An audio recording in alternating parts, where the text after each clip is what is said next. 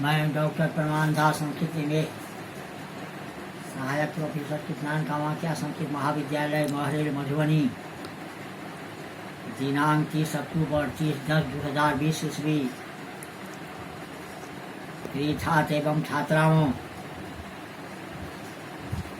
शास्त्री तिथि खंड अनिवार्य प्रथम पद संस्कृत वाङ्मय का इतिहास। विषय है नाटक की उत्पत्ति। भारत में नाटक की उत्पत्ति कैसी हुई, किन उपादानों के ग्रहण कर भारतीय नाट्य कला का उदय हुआ, ये प्रश्न बहुत कठिन है, अत्यंत जटिल है। विद्वानों ने इस विषय की मीमांसा बड़ी छानबीन के साथ की है। वैसे यह स्पष्ट हो चुका है कि नाटक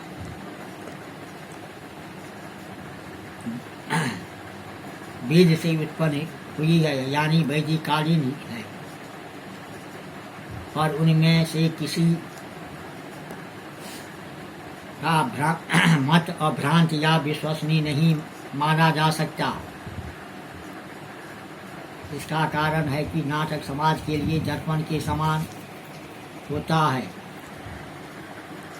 समाज एक प्रकार की टिकने वाली वस्तु नहीं है, इसमें समय समय पर परिवर्तन होता रहता है। समाज में नई विचारधाराओं का प्रवाह ज्यों-ज्यों जैसे आता है, नए भावों की ज्यों-ज्यों जागृति होती है, नाटक के रूप में भी वैसा ही परिवर्तन होता रहता है।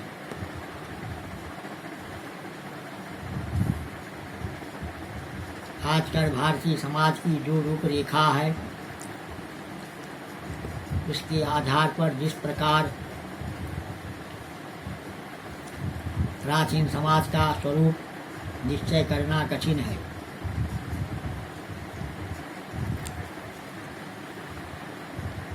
भारतीय नाटक की उत्पत्ति के विषय में लागू करने का प्रयत्न किया गया है, परंतु मान्य परंपरा के विरुद्ध होने के कारण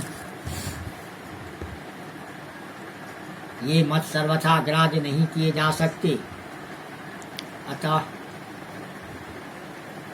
विद्वानों के मत का संक्षेप में उल्लेख भी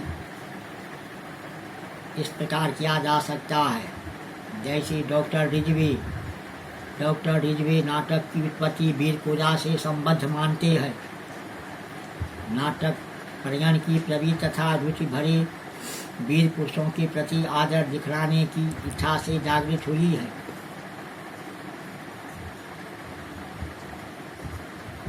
जैसे रामलीला तथा कृष्ण लीला इस प्रमित तथा सिद्धांत को पुष्ट करने वाली आधुनिक उज्ज्वल दृष्टांत उदाहरण है।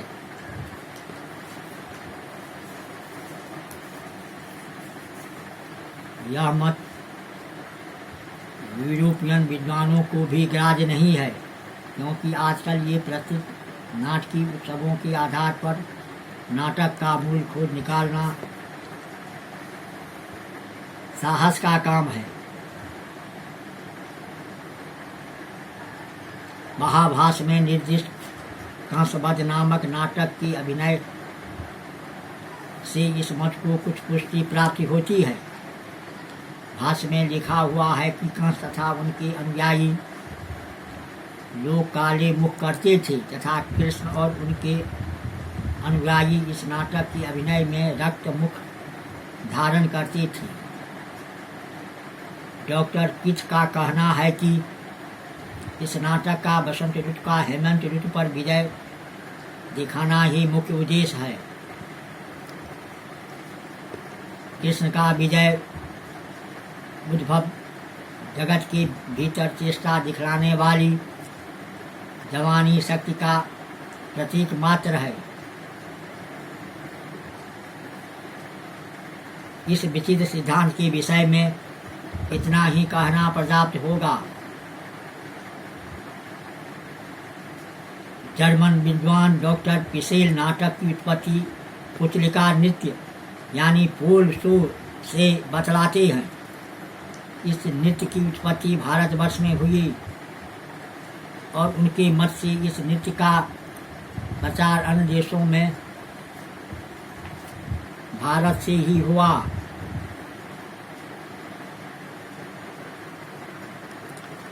सूत्राधार तथा स्थापक आदि शब्दों का मूल अर्थ इस मत का पोषण अवश्य करता है।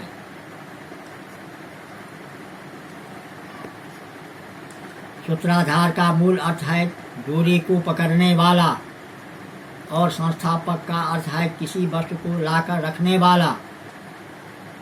इन दोनों शब्द का संबंध पुतलिका नृत्य से है। डोरी पकड़कर पुतलियों को नचाने वाला व्यक्ति सूत्राधार कहलाता था।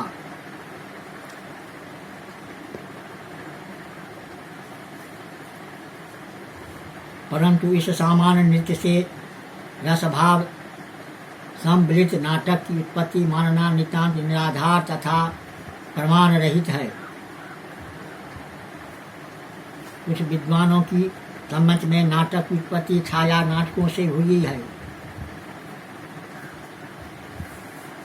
इस मत को पुष्ट करने के लिए छाया नाटक के प्राचीन उल्लेख खोज निकाले गए हैं। डॉक्टर पिसेल ही इसके उद्भावक है। डॉक्टर लूडर्स तथा डॉक्टर कोनो हैं। यह मत प्राचीन नहीं प्रतीत होता।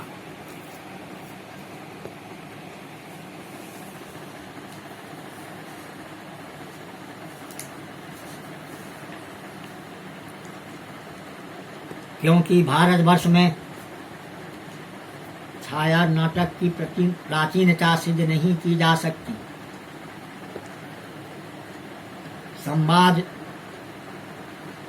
सूक्त नामक छाया नाटक संस्कृत में अवश्य प्रसिद्ध है, परंतु वह न तो इतना प्राचीन ही है और न तो इतना महत्वपूर्ण ही। छाया नाटक जैसे जैसे साझी उपकरण से भारतीय नाट्य कला का उदय मानना भ्रामक ही है। कुछ विद्वानों ने नाटक की उत्पत्ति में पोल नृत्य को निश्चित किया है। पश्चिमी देशी में मई का महीना बड़ा ही आनंददायक उत्सव माना है। उस महीने में एक स्थान पर एक लंबा बांस गाड़ दिया जाता है और नीचे स्त्रियां तथा पुरुष साथ साथ नृत्य किया करते और इस तरह ये आनंद पूर्वक दिन बिताते हैं। यह पूर्ण नृत्य एक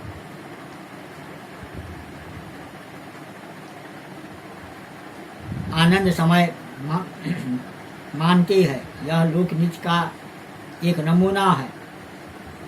पाश्चात्य विद्वान नाटक की उत्पत्ति इसी पुल से मानते हैं। भारतवर्ष में होने वाला इंद्र ध्वज उत्सव ठीक उसी प्रकार का समझा गया है। इन विद्वानों ने इस मत को ध्यान देने के योग्य भी नहीं समझा है। इंद्र ध्वज उत्सव नेपाल आदि देश में अभी तक प्रचलित है। उसका समय, उसके अंतर्गत भाव तथा उसकी प्रचलित रूढ़ इस मत के अनुसार विरुद्ध है।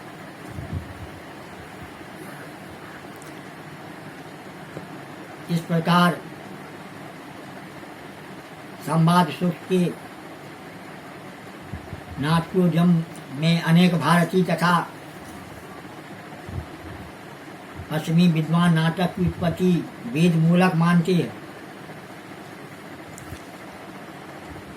ऋग्वेद में ऐसे अनेक सूक्त हैं जिनमें एक से अधिक वक्ता है। उस सूक्तों को संवाद सूक्त कहते हैं, क्योंकि अनेक व्यक्तियों का इसमें परस्पर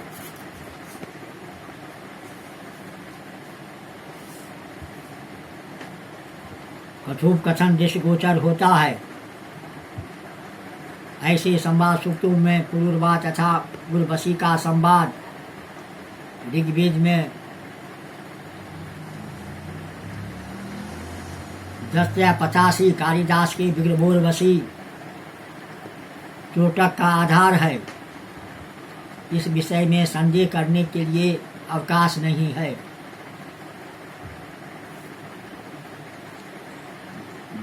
जर्मन विद्वान डॉक्टर श्रोजर का मत है कि ये संवाद सूक्त गायन तथा नर्तन के साथ वस्तुतः अभिनीत किए जाते थे। ये स्वयं धार्मिक नाटक हैं, जिनका अभिनय जग के विशिष्ट अवसरों पर नृत्य गीत तथा वाद्य के उपकरणों के साथ याजकों के द्वारा किया जाता था।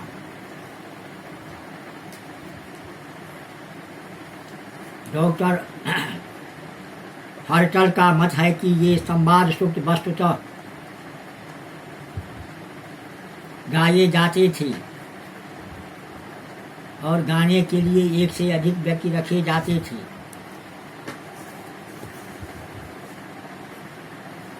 क्योंकि संवाद का प्रदर्शन एक व्यक्ति के द्वारा कथमप नहीं हो सकता। उनकी कथानुसार इन सूक्तों में नाटक की मध्य में ही है। डॉक्टर की इस मत में आस्था नहीं रखते। उनका कहना है कि ये संवाद सूक्त ऋग्वेद में उपलब्ध होते हैं, जिनका केवल संसन मात्र होता था।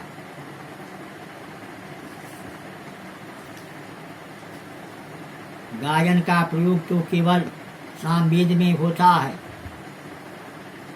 इसलिए सामवेद को गायन करने वाले ऋत्विज को उद्गाता कहते हैं और ऋग्वेद के मंत्रों के उच्चारण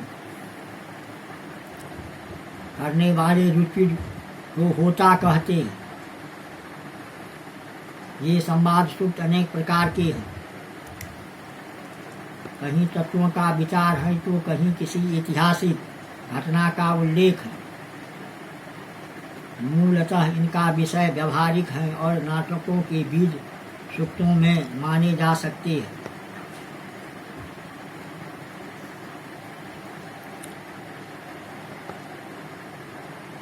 जर्मनी के कुछ महान विद्वान, जिनमें डॉक्टर विंडस उल्डेन वर्ग तथा पिसेल मुख्य हैं,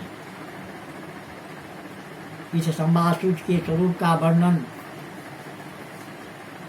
कुछ नए ढंग से ही करते हैं। उनकी समझ में संवाद सूक्त गद्य पद्यातक में गद्यवाद अधिक रोचक तथा मंजूल होने से अविशिष्ट रह गया है।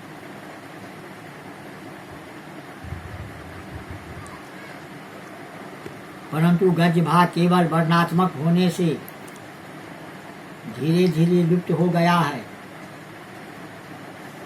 इसमें ये लोग आख्यान के नाम से पुकारते हैं।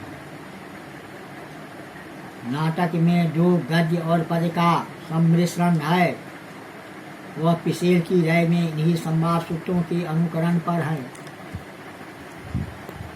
डॉक्टर उल्डेनबर्ग एतरे ब्राह्मण के सुनह शेख उपाख्यान का शतपथ ब्राह्मण में आए हुए पुरुरवा उर्वशी की कथा को इन्हीं आख्यानों का अविष्ट रूप मानते हैं।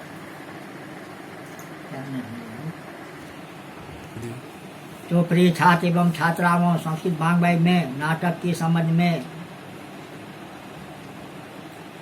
व्याख्यान दिए है। मूलतः नाटक की उत्पत्ति वेद से हुआ है।